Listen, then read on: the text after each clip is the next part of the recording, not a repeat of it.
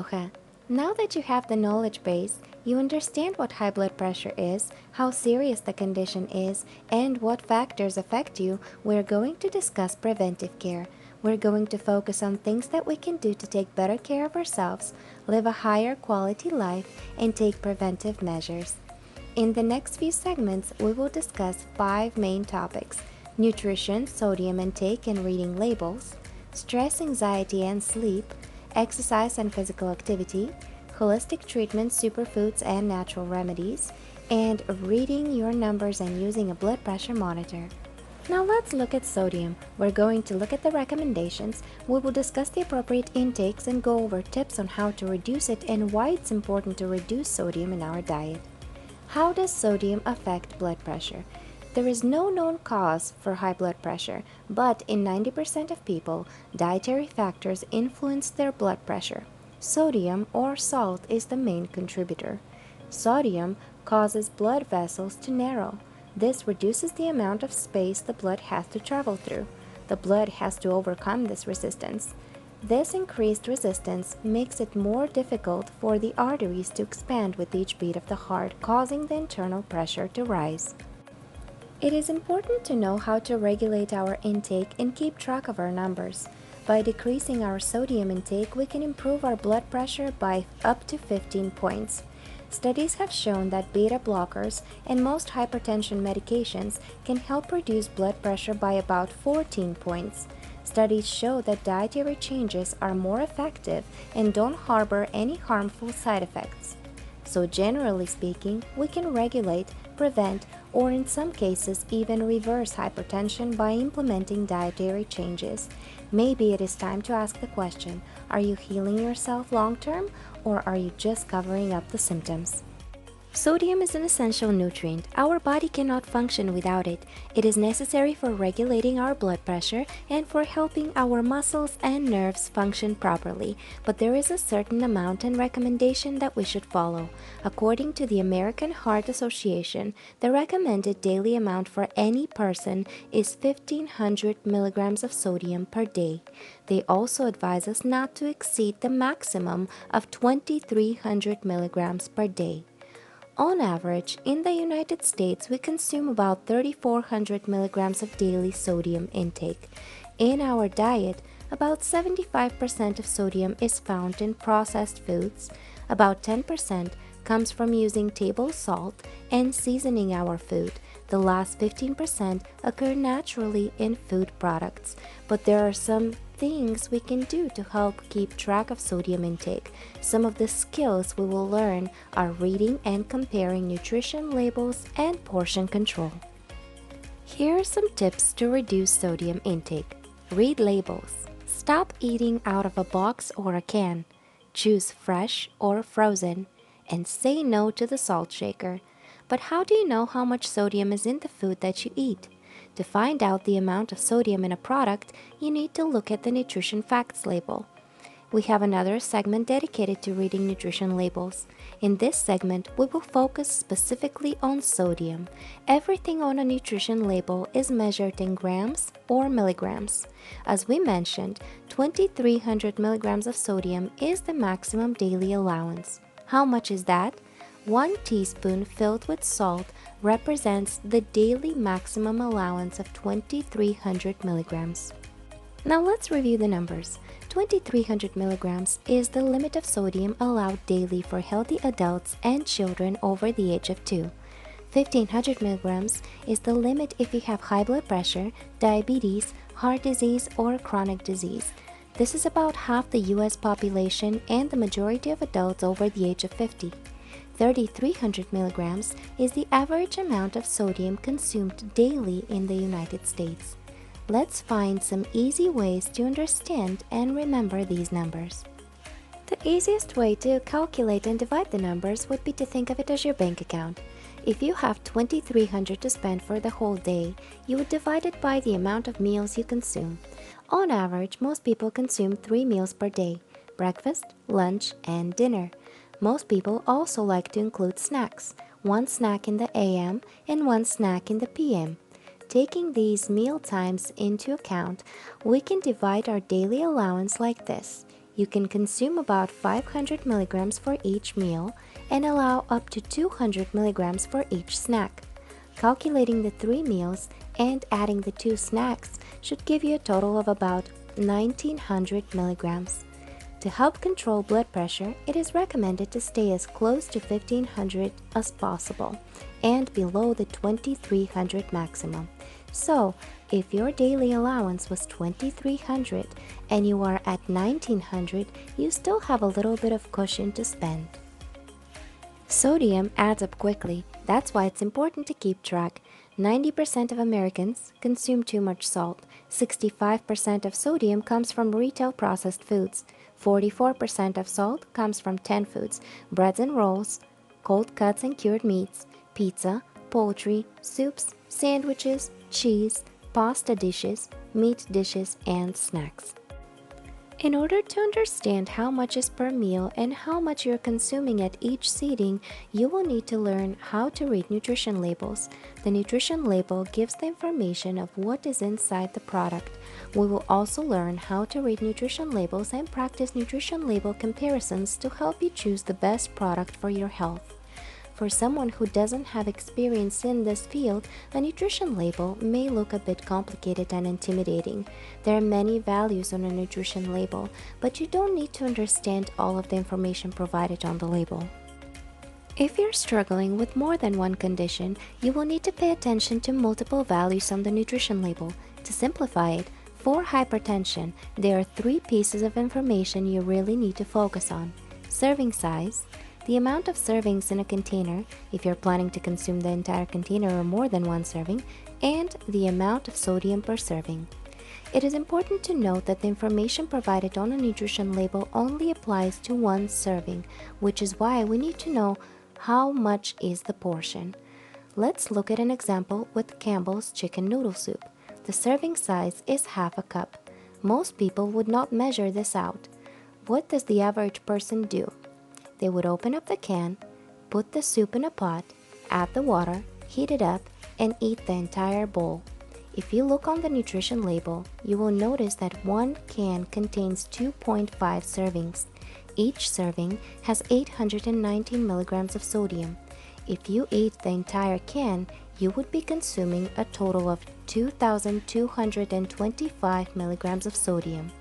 Your daily maximum should be no more than 2,300 milligrams, which means if you eat the entire can, you would be pretty much maxed out for the day, but you'll most than likely be hungry for the rest of the day still. A better option here would be to prepare a homemade soup with fresh products. Home-cooked meals are almost always a better option than the highly processed packages purchased from the store. Now let's look at some of the most common label claims and what they actually mean. Low sodium. This is a very good choice. It means that the product contains no more than 140 milligrams of sodium per serving. Reduced sodium. This is not necessarily a good choice, but it is better than the regular version, 25% less sodium than a similar product. Lightly salted. This is a fair choice. The food is made with half of the amount of salt that it normally contains. No salt added. This is a great choice. No salt is added when making the product. Food still contains some sodium. Don't be fooled by label claims. Always refer back to the nutrition facts label. Now let's look at why salt is so widely used in the United States. Salt is the main seasoning in processed foods. Salt is frequently used as a preservative and as a flavor enhancer. It's been used as a preservative for centuries. It is a very affordable form of preserving food products. Many companies choose to use salt in order to maintain low prices and keep their items on the shelves for a long period of time. Generally speaking, food companies are trying to provide you with products at the lowest prices. They often do that by using the cheapest preservatives and the cheapest ingredients to keep the cost low and the profits high. The cheapest preservative in this case is sodium, and it is their responsibility to make the product affordable to you, but it is your responsibility to scan through the products and compare labels to find the best match for your health. The Center for Disease Control has a list of 6 popular foods with high sodium content dubbed the Salty 6. 44% of salt comes from these foods. We will look at each one of these in detail and we'll learn how to make some adjustments to our diet.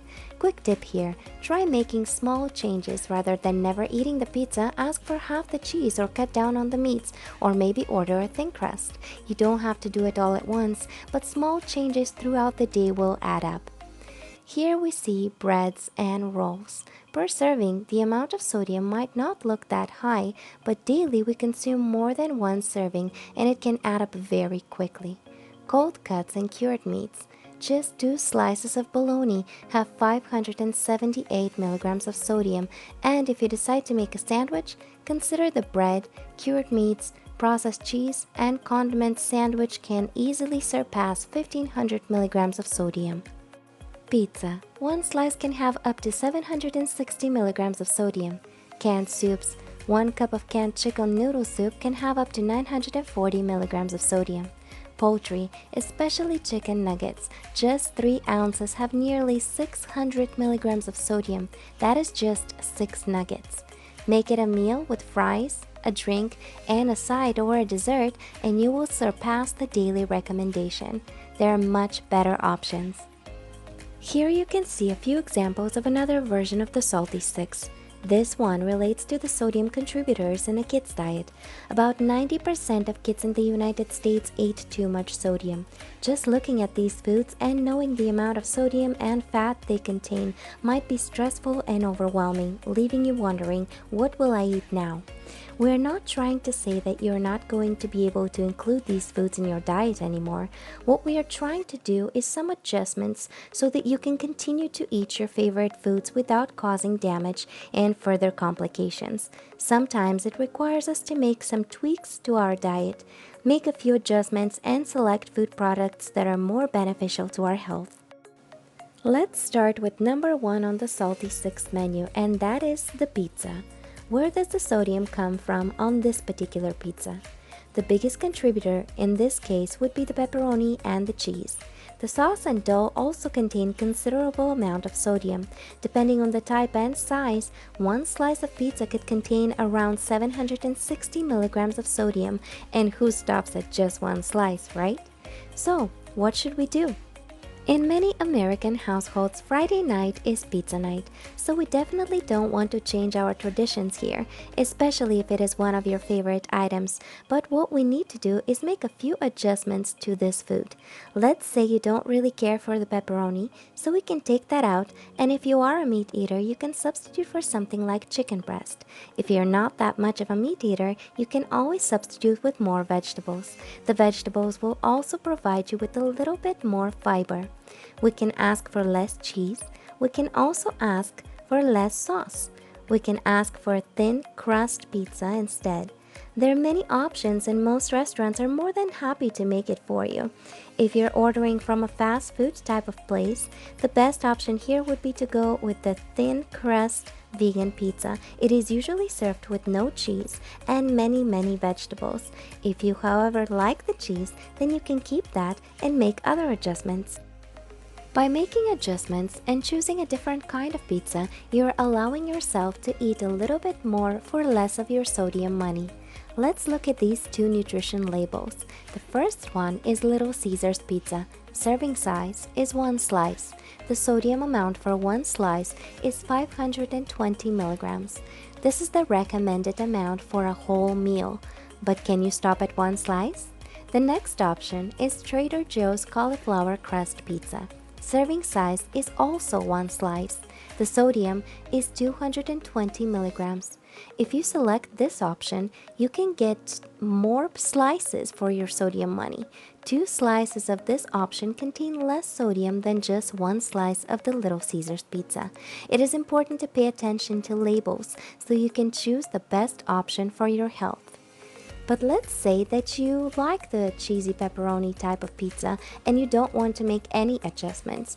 What are you going to do is limit yourself to 1 slice and then add a salad or a bowl of fruit or some crunchy vegetables on the side if you're still hungry.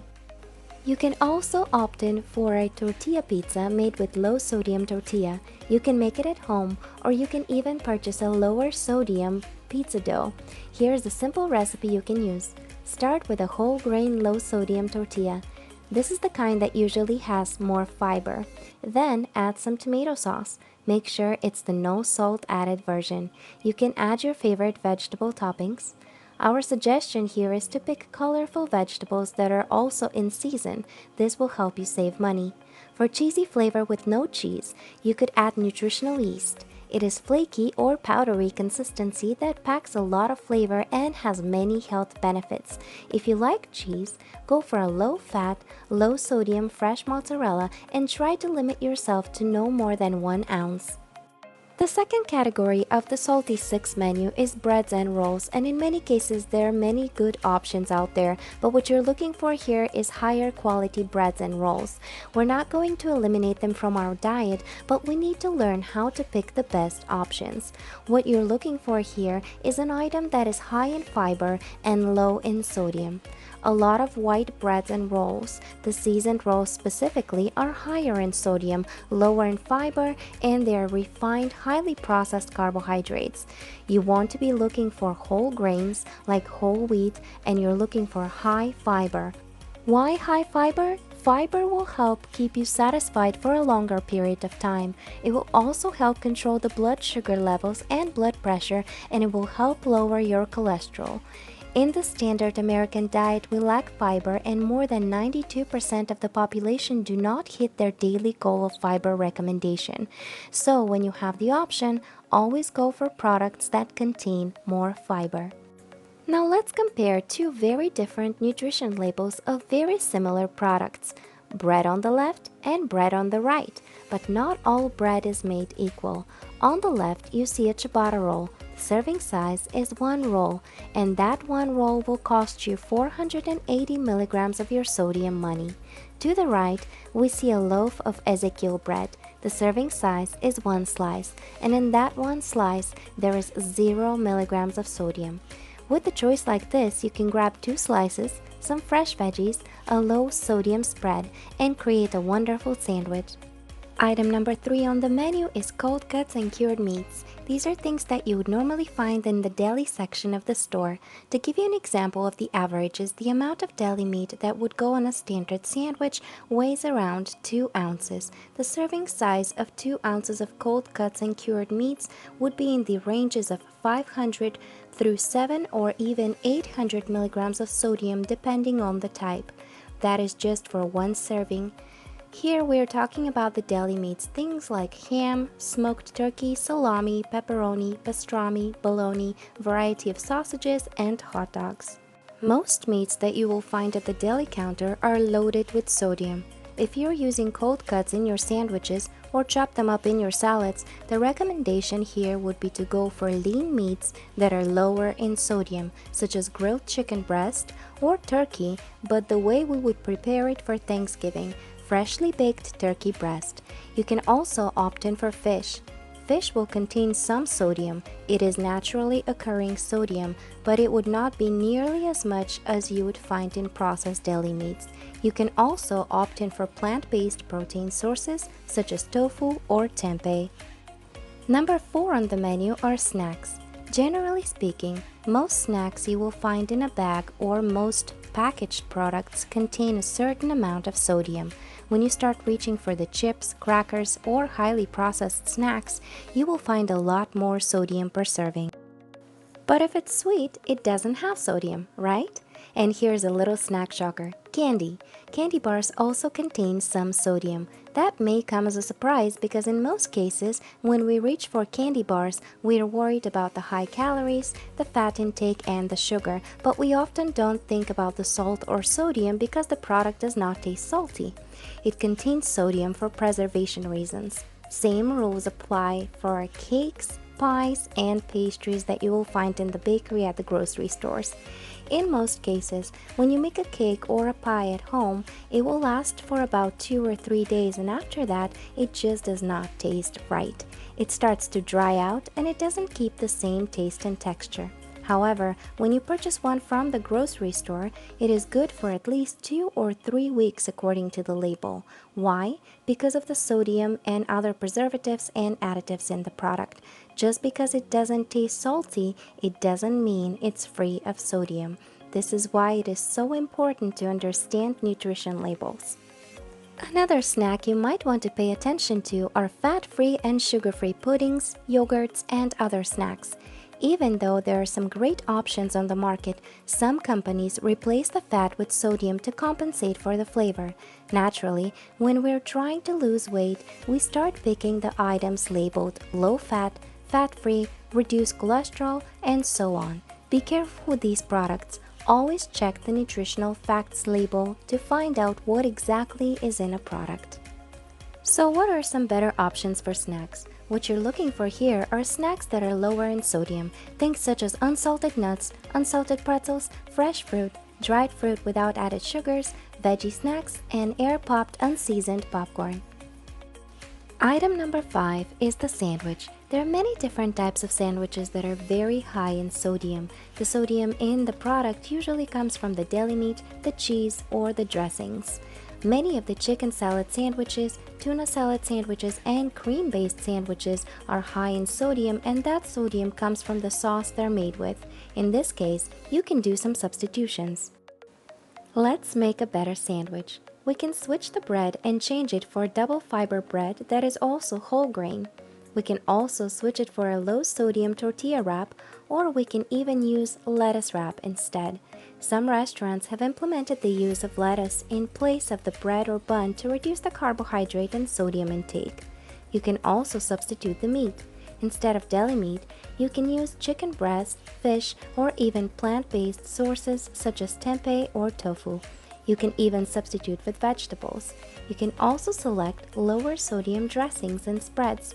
Try to stay away from things like pickles, olives, banana peppers, or other pickled condiments. These foods usually contain a very high amount of sodium. Instead, you can choose fresh options such as tomatoes, cucumbers, peppers, spinach, onions, and other vegetables. There are many good crunchy options out there. If you have a favorite type of sandwich that is high in sodium, what you can do is limit the amount that you're going to eat. So maybe eat half the size and then add salad, fruit, or vegetables if you're still hungry. Here, your decision will be determined by your priorities. Would you rather spend more of your sodium money on a higher sodium item that you love but limit the size that you're going to eat? Or would you rather eat more for less with a few adjustments to the item? And since we're talking about sandwiches, let's look at a different kind of a sandwich, more specifically a burger, one of our culture staples in the United States. Here we have an example of the McDonald's Big Mac. Most people are concerned about fat grams and calories, and sometimes the sodium gets overlooked. In one sandwich, we see a whopping 950 milligrams. On the right, we see a garden burger from another casual dining restaurant. It contains less fat and calories, and the amount of sodium is only 300 milligrams, making it just a third of the amount in the McDonald's burger. Another option is making it at home with fresh ingredients. Start with thin sandwich. Use mustard instead of mayo. It is lower in calories, fats, and sodium. Select a low sodium veggie burger. It is important to pay attention to the nutrition label on this one, as it can be also very high in sodium depending on the brand and type. Then add your veggies of choice. Homemade is almost always a better option. Item number 6 on the menu is cheese, and not all cheese is made equal. With cheese, you're not only looking for the sodium amount, but also the fat content and the cholesterol on the label. Naturally, our first instinct would be to go for lower fat cheese, but that doesn't guarantee that the product will be low in sodium. Sometimes, as we mentioned, fat is taken out of an item and salt is added to compensate for the flavor. The less processed the cheese, the less sodium it will contain. So what you're looking for here are fresher options such as ricotta, mozzarella, queso fresco, cottage cheese, and even Swiss cheese. Specialty cheeses that are flavored and smoked usually contain much more sodium. Now let's look at some salt shockers. These are items that could be hiding large amounts of sodium, but they do not appear very salty. On the list, we can see things like pudding packages, cereals, candy bars, cookies, crackers, cakes, pies, and pastries. flavored popcorn, dressings, barbecue sauces, sweet sauces, and other condiments. You might be surprised by some of these items, especially the sweet-tasting ones such as puddings and cereals. Sodium is generally added to these items to help preserve the product on store shelves for a long period of time. Other hidden sources are products labeled low-fat or heart-healthy. It is important to remember that just because a product is making a health claim does not necessarily mean it is low in sodium. Sodium is widely used in the United States as the main flavor ingredient of processed foods and as the least expensive form of preservative. There are many companies on the market offering similar products. The difference is in the label. Most companies care about profits. They don't necessarily take into account your health. As long as the item passes minimal requirements, it can be sold on the market. Some items are banned outside of the United States because they were unable to pass minimal standards, meaning these food items might be harmful to your health. It is crucial to learn how to read nutrition facts labels. Become a nutrition label detective. It is your responsibility to check the nutrition label and compare the products to make the best choice for your health. Now let's look at some other not so obvious foods we need to pay attention to in terms of sodium. Condiments and seasonings are another very important class of items that will require inspecting the label carefully. Many condiments, sauces, and seasonings pack a large amount of sodium in a very small serving, usually 1 tablespoon or 1 teaspoon depending on the type. It is easy to overdo it with the condiments because the serving size is very small and most people rarely measure the amount they put on their dish. Here are a few examples. Let's say that you go to a sushi restaurant and order your favorite. On the side, they usually serve soy sauce, teriyaki sauce, sweet and sour sauce, and other traditional condiments of the cuisine. On average, a tablespoon of regular soy sauce contains about 879 milligrams of sodium. Most restaurant patrons consume at least twice that amount. And this is just for the sauce. We're not even including the actual meal or sushi roll. There are better condiments on the market that you can select. This will require you to make some label comparisons. But at a restaurant, you don't get to see the labels, so what can you do? You can ask for the sauces or dressings to be put on the side. That way you can control the amount you use, or you can ask the waiter not to bring the items to the table if you feel too tempted. Another example and product you should pay attention to are salad dressings and sandwich spreads. When people decide to start losing weight, they usually reach for a salad, which is a great option. Most salads can be a great source of fiber and are packed with nutrition. Of course, it depends on what you put in your salad. But then, to finish off the salad, they add dressing that can not only be high in fat, but also loaded with sodium. The suggestion here is to do the label comparison when purchasing. When you're ordering a salad at a restaurant, ask for the dressing on the side. Most restaurant salads are drenched in dressing. It is a great option to use some vinegar or lemon juice and herbs and spices to season your salad. Beware of rubs, bouillons, and other pre-mixed seasonings. They usually have a high amount of sodium. We suggest that you use a wide variety of spices and seasonings as they're quite high in antioxidants and add a powerful flavor punch. We suggest that you select powder instead of salt, for instance, garlic powder or onion powder instead of salt. Some of the most potent and healthful spices out there are turmeric, ginger, parsley, cumin, cinnamon, variety of pepper seasonings, and many more. You can get creative when it comes to seasoning your food. Just be mindful of the sodium amount of pre-mixed versions such as rubs, bouillons, and soup seasonings. Another very popular item, especially among young adults, are the ramen noodles. Most people who eat ramen noodles consume a whole package as a single serving. However, if you look at the nutrition facts label, you will see that the package actually contains 2 servings. Each serving has 830 milligrams of sodium. That means that if you eat the entire package, you would be consuming about 1660 milligrams of sodium. A better choice would be to select whole grain noodles and make pasta sauce at home. Look at the graph and find out how much salt is in these common foods. Remember that the maximum daily allowance is 2300 milligrams. The first one is the chocolate pudding. Surprisingly, a sweet food with a high amount of sodium. For just half a cup, we're looking into 419 milligrams. Next item is a cup of cottage cheese with 819 milligrams. And the most shocking one is the third one. For just one dill pickle, we can spend 833 of our sodium money. Let's say you decided to indulge and eat 3 of those pickles. You would be maxed out for the day. A tip here is to try and stay away from all pickled foods as they contain a significant amount of sodium in a very small serving. Next, let's say you were hungry this morning and you went to a Denny's, an IHOP, or a similar restaurant and you ordered the biscuit with an egg and sausage. You're looking into spending about 1141 of your sodium money on this one meal. This is about half of your daily allowance. A better option would be to order a bowl of oatmeal with some fresh fruit.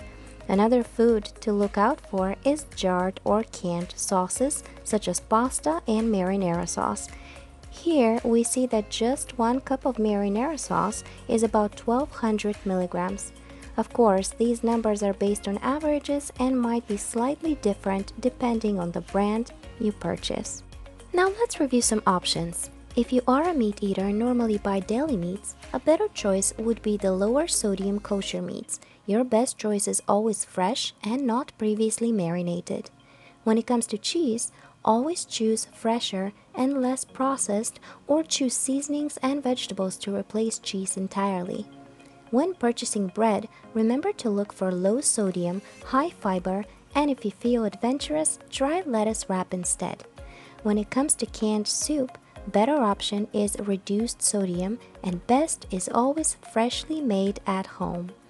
Instead of the baked goodies loaded with sodium, you could choose fruit, frozen yogurt, fruit pops, or angel cake. When choosing vegetables, make healthier choices. Your first choice is fresh, second is frozen, and lastly, when the other 2 options are not available, you can get canned, but look for the no salt added versions. If the item you're looking for is not available in no salt added version, you can open the can, toss the liquid inside, and rinse with water. Now let's look at some salt alternatives. Choosing food with less salt can make a big difference.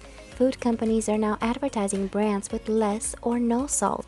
Salt substitutes like new salt are made with potassium chloride, and they don't contain any sodium but still give you that little zing that salt does.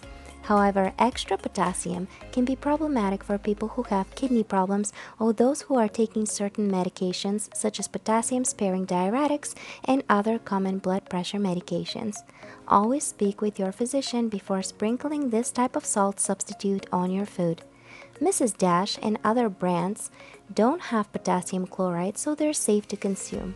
At first, you might miss the taste of salt and food might seem a little bland, but your taste buds adapt to lower salt foods within just a couple of weeks. We talked about the foods we should avoid and things we should limit. Now let's take a look at what should be on our plate to help lower blood pressure. Multiple studies suggest that the best diets for hypertension are in general diets lower in sodium.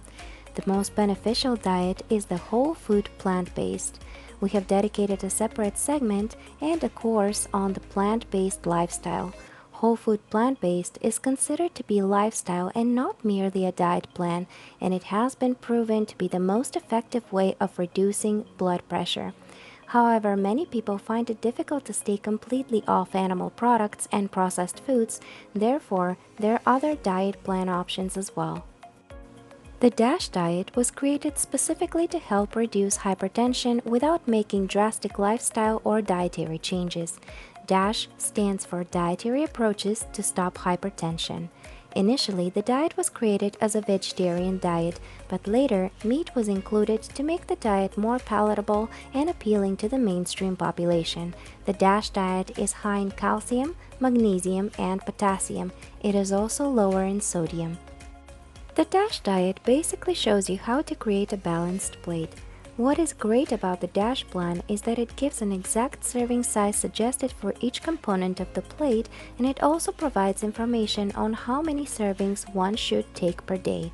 Here we can see an example of a balanced plate. Of course, not every meal would look the same. Breakfast, for instance, could take a different form. Now let's look at the components of the plate, starting with fruits and veggies. Fruits and veggies should take about 50% of your plate. 4 to 5 servings of fruit per day is suggested. Each serving could be a medium whole fruit or half a cup of fresh, frozen, or canned. Leave canned as your last option since those might have added sugars and are processed. When it comes to dry fruit, the serving size is only a quarter cup.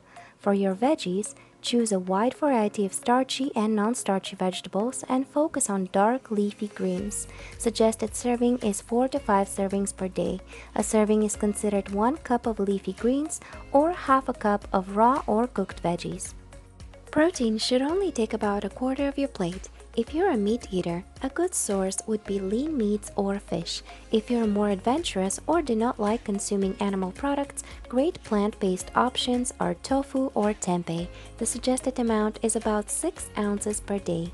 Grains take another quarter of your plate. Focus on whole grains. The suggested amount per day is 6 to 8 servings. A serving is 1 slice of bread or half a cup of cooked cereal, rice, pasta, quinoa, barley, oats, or other grains. When it comes to dairy, there could be some controversial data due to the latest studies and research. However, the DASH diet suggests 2 to 3 servings per day. 1 serving is considered 8 ounces of milk, 1 cup of yogurt, or 1.5 ounces of cheese. One thing to be mindful of is the content of fat and cholesterol. Lower fat options are almost always preferable, however they might contain more sodium, so your best bet is always to consult the nutrition facts label to make sure you're making the healthier choice. Next is sweets.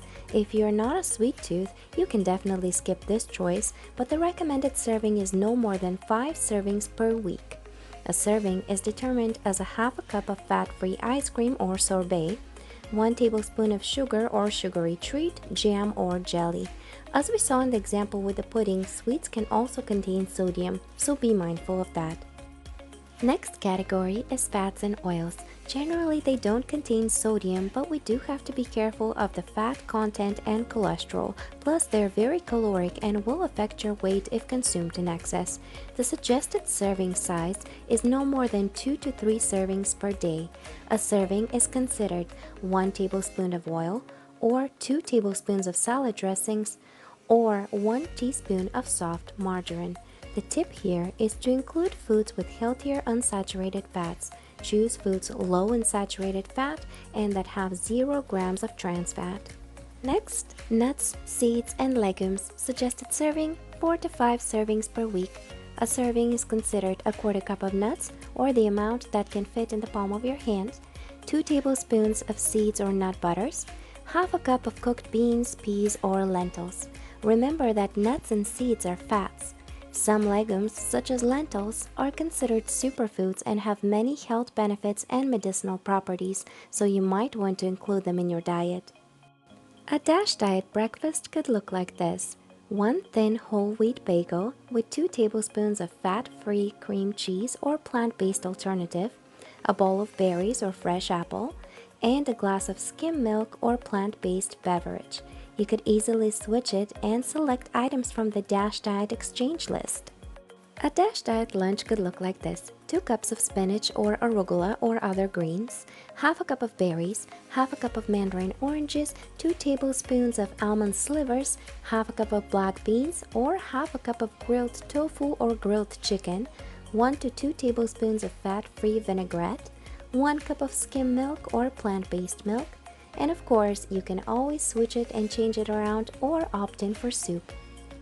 A DASH diet dinner could look like this: 1 cup of steamed brown rice, 1 cup of stir-fry vegetables or your favorite variety, 3 ounces of grilled chicken, tofu or tempeh, 2 tablespoons of low-sodium sweet and sour sauce or a variety of your favorite spices, half a cup of fat-free ice cream or frozen yogurt, and half a cup of fruit. Most people enjoy snacks through the day. A good example of a DASH diet snack would be celery sticks and carrot sticks with a side of hummus or fat-free dressing, or a half a cup of unsalted pretzels. Most people also don't know that air-popped, unseasoned popcorn is a whole food snack and a great option. If you want more freedom in choosing your meals and you don't want to obey any specific diet rules, you will need to know how to read nutrition facts labels to make sure you are selecting the best choices for your health. Comparing labels and understanding them will take practice. Focus on the main 3 things we introduced: the serving size, the servings per container, and sodium amount. Remember to always check the fat and cholesterol content. Let's do some label comparisons. Let's compare garlic salt to garlic powder. The serving size for both is half a teaspoon. The salt will also contain sodium, which checks in at 480 milligrams of sodium per serving. If you select the garlic powder instead, you won't be consuming any sodium. Always select powder over salt. Let's look at marinades. The serving size for both is 1 tablespoon. The one on the left contains 420 milligrams per serving, while the Mrs. Dash choice is free of sodium. This example of peanut butter could be tricky for those who always look at the calories first. The serving size is 2 tablespoons. The product on the left contains 150 milligrams per serving, but is lower in calorie than the all-natural brand that doesn't contain any sodium. Here is an example of one of the items from the Salty 6 deli meat. In this example, deli turkey is compared to its fresh version.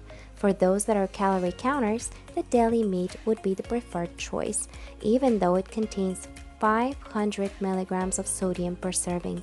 However, the best choice here is the fresh turkey, since it contains only 37 milligrams of sodium for the same amount of serving. Here is another example on deli versus fresh with ham. The serving size is the same, but the deli meat contains 460 milligrams of sodium, more than 10 times the amount of the fresh version. Next, let's look at canned tomatoes. Virtually the same product with the exact same serving size. The regular version contains 130 milligrams per serving, while the no salt added version has only 15 for the same amount. The choice is clear.